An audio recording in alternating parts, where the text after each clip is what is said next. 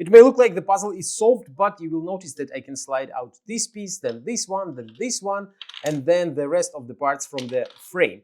That is not the solution, since in the correct solution, all the parts will stay within the frame and you won't be able to slide out any of the parts.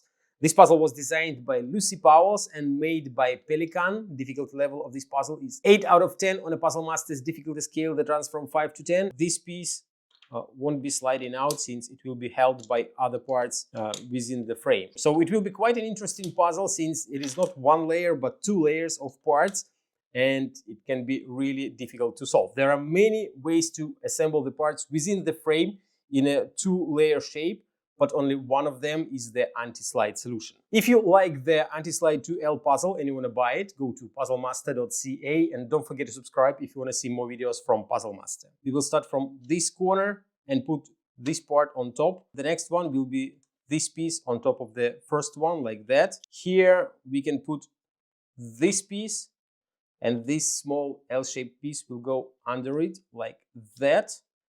So the next will be probably one of these parts, like that. It goes here, and we have to find what goes under it. I think it will be this zebrano piece. So I think that this piece will be right here in the corner. This one will probably go right in here. I had to do it in absolutely different order, but I do it the way I remember.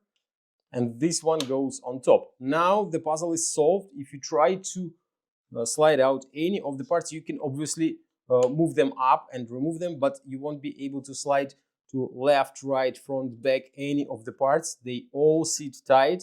If you like this puzzle and you want to try some other awesome puzzles designed by Lucy Powers or made by Pelican, go to puzzlemaster.ca.